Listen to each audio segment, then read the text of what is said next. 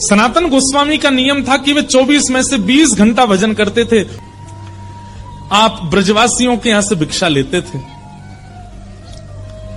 और आपका नियम था पकी हुई भिक्षा नहीं लेते थे।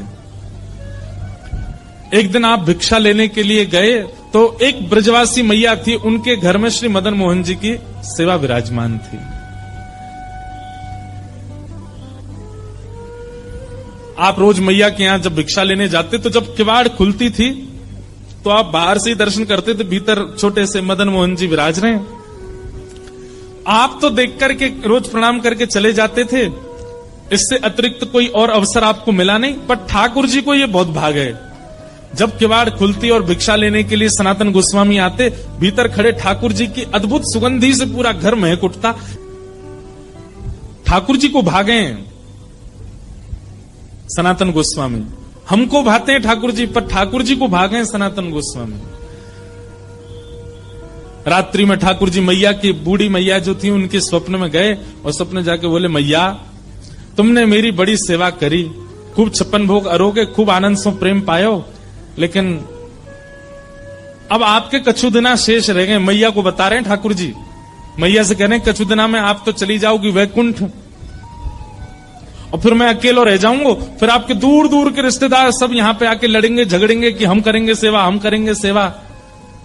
मैया वहां से अच्छा तो तू मुझे पहले ही कोई और कुछ सौंप जा।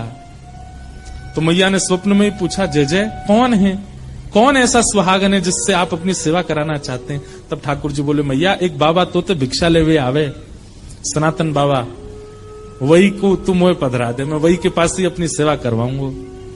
मैया पहले तो बहुत रोई, बोले मेरी सेवा में कोई कमी है ठाकुर जी? बोले कमी नहीं है मैया, तू बस कछु दिना की मेहमान हो रहे। मैया को पहले तो चिंता हुई, बाद में मैया ने विचार किया कि ठाकुर जी सही कह रहे हैं, अगर मैं किसी को नहीं देके जाऊंगी तो रिश्तेदारों की नजर तो गड़ी है, क्योंकि दर्शनार्थी आते हैं, चढ़ावा चढ़ता है और उस चढ़ावे के लोभ में कहीं ठाकुर जी को कहीं गलत स्थान पर ना ले जाया जाए। तो अगले दिन मैया ने श्रृंगार किया, भोग लगाया, इतने में ही बाहर सनातन गोस्वामी आ गए थे भिक्षा लेने। तो मैया गई और रोते रोते बोली, बाबा कल रात में स्वप्न में ठाकुर जी आए और आकर के मुझसे कह गए कि मुझे तो बाबा दे दो, अब तुम यहीं डटे रही हो, मैं ठाकुर जी को ला रही हूं, उनको सब श्रृंगार सामग्री सब आपको दे रही हूं, ठाकुर जी को ले जाओ, आप ही सेवा करो बाबा। सनातन गोस्वामी बोले, मैया मैया रुको रुको रुको रुको, हमको श्रृंगार करना नहीं आता, हम केवल नाम जप करना जानते हैं, राधे कृष्ण कृष्ण कृष्ण राधे राधे, 20 घंटा यही करवाओ हमसे। अब किसी की रुचि नाम जप में होती है, किसी की रुचि सेवा में होती है, किसी की रुचि कथा में होती है, किसी की रुचि परिक्रमा में होती है, किसी की रुचि भोग में ही होती है। सनातन गोस्वामी बोले, दूसरी बात, सेवा तो सौभाग्य मेरे पास ठाकुर जी आएंगे, पर आपका इतना सुंदर भवन, इतनी बढ़िया व्यवस्था, मैं तो छोटी सी कुटिया में रहता हूं और जमुना जी में बाढ़ आ जाती है तो मेरी कुटिया तो भय और जाती है, उसमें ठाकुर जी को कहां विराजमान करूंगा, मेरे यहां कोई महल नहीं है। और तीसरी बात, मैया मैं तो 20 घंटा आंख बंद करके ध्यान में रहता हूं, आपके ठाकुर को तो सवेरे उठाना पड़े, बाल भोग लगाओ, फिर राज भोग लगाओ, फिर ब्यारू भोग लगाओ, फिर श्रम भोग लगाओ, 8 बार तो ये भोजन करते हैं, मैं किस करूंगा इनकी सेवा? अच्छा मुझे करने में दिक्कत नहीं, मैं तो देखो 4 घंटा ही नियम से बाहर रहता हूं, उसमें ही सेवा कर पाऊंगा, इनसे पूछ लो ये राजी है कि नहीं। मैया बोली, आज मैं ठाकुर जी से बात करूंगी। रात में जैसे मैया सोई, स्वप्न में फिर ठाकुर जी कहा बात है मैया? बोले, बाबा के यहाँ ना तो घर अच्छो बनो भयो, ना भोजन की अच्छी व्यवस्था, रसोई घर भी नहीं है, आप तो 8 बार भोग लगाते हो, आपको श्रृंगार करवाना होता है, ये सारी व्यवस्था उनके यहाँ नहीं है, वो तो 4 घंटा ही नियम से बाहर रहते हैं, तभी आपकी सेवा कर सकते हैं। और हो सकता है मैं तो बढ़िया पोशाक पहनाती हूँ, बाबा तो केवल एक कॉपीन पहनाएगा, आप सर्दी पड़ेगी, जाड़ो पड़ेगा, मैं तो आपके आगे अंगीठी रखती हूँ कोयला की, बाबा तो आपको कंबल उड़ा के बैठा देगा बस, और बाढ़ आ गई तो है सके पेड़ के नीचे भी रहना पड़े। ठाकुर जी बोले, मुझे कुछ सब मंजूर है, पर रहूंगा वही के यहाँ। यही तो प्रेम होता है। ठाकुर जी कह रहे हैं कि भैया वृक्ष के नीचे भी रखेगा तो रहूंगा वही के संग, क्योंकि मैंने कल भी कहा था, ठाकुर जी व्यंजन के आदि नहीं रहते, ठाकुर जी तो व्यंजन बनावे वारे के आदि रहते हैं। दूसरे दिन मैया के यहाँ जैसे सनातन गोस्वामी आए, मैया तो अपने ठाकुर जी गोद में लेके आई, बोले, बाबा आपकी सारी शर्तें हमारे ठाकुर जी को मंजूर है, रहेंगे आपके पास से। बाबा बोले अच्छा लाओ दो। अब नेत्रों में आंसू भर रहे हैं कि बताओ मैं नहीं चाह रहा हूं, ठाकुर जी खुद आ रहे हैं मेरे पास। ये मेरे भजन का बल है। अपने हृदय से लगा करके श्री मदन मोहन लाल जी को लेकर के आए। नेत्रों से अविरल अश्रुधार गिरते जा रहे हैं। बोले ठाकुर जी झोंपड़ी से महलों में जाते हुए लोगों को देखा, पर महल से झोंपड़ी में आते पहली बार देख रहा हूं।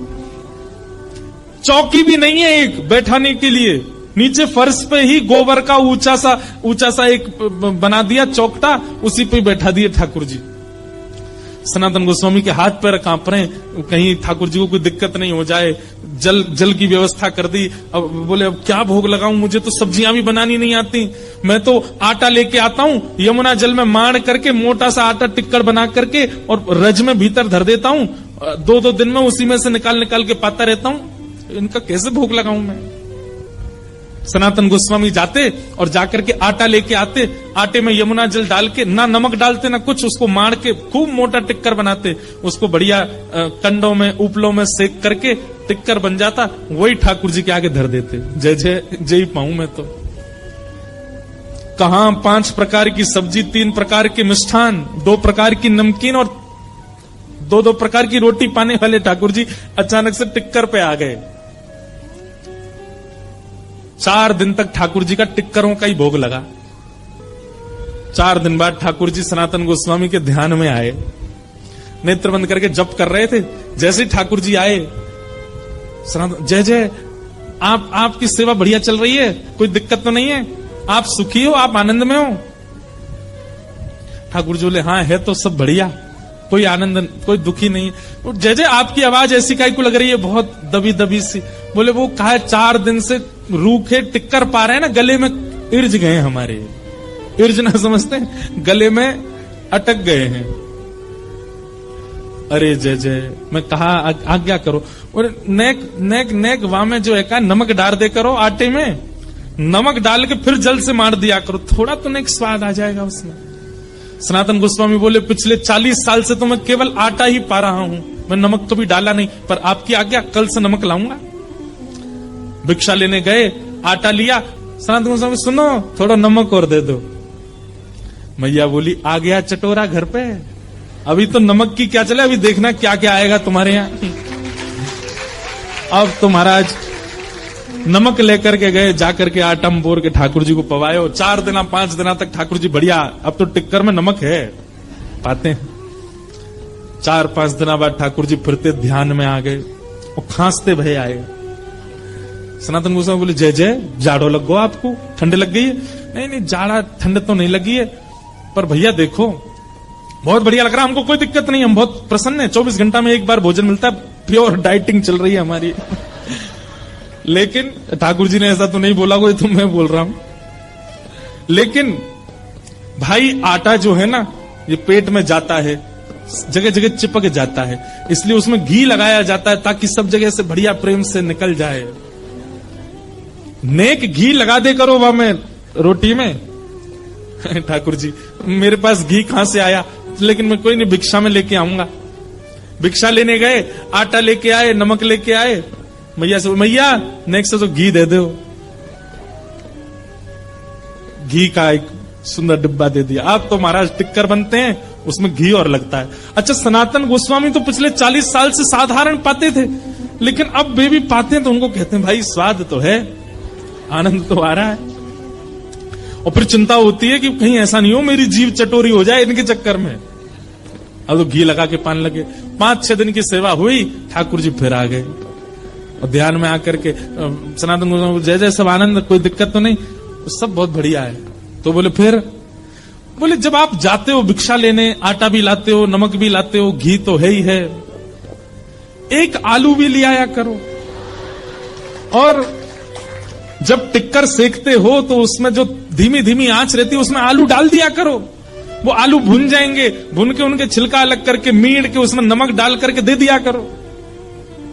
सनातन गोस्वामी बोले फिर 6 दिन बाद कहोगे नींबू भी ले आओ, फिर कहोगे चीनी भी ले आओ, फिर कहोगे मालपुआ बनाओ, अब कहोगे फिर रसगुल्ला बनाओ। ठाकुर जी आप चलो, आपको वापस मैं ही छोड़ के आऊं महलों में। और महाराज जैसे ही ठाकुर जी गोद में उठाए, वापस ले जाने के लिए प्रत्यक्ष श्याम सुंदर प्रकट हो गए और मदन मोहन जी प्रकट होकर के बोले, मैं रूखी रोटी में ही राजी हूं, रहूंगा तुम्हारे पास से, जाऊंगा नहीं यहां से, यहीं रहूंगा। आहा। बिहरत निस दिन कुंज गलिन में ब्रज जन मन सुख धाम, मदन मोहन को रूप निरख सनातन बलि बलि जाए। ऐसे हमारे श्री मदन मोहन लाल, बोलो मदन मोहन लाल की।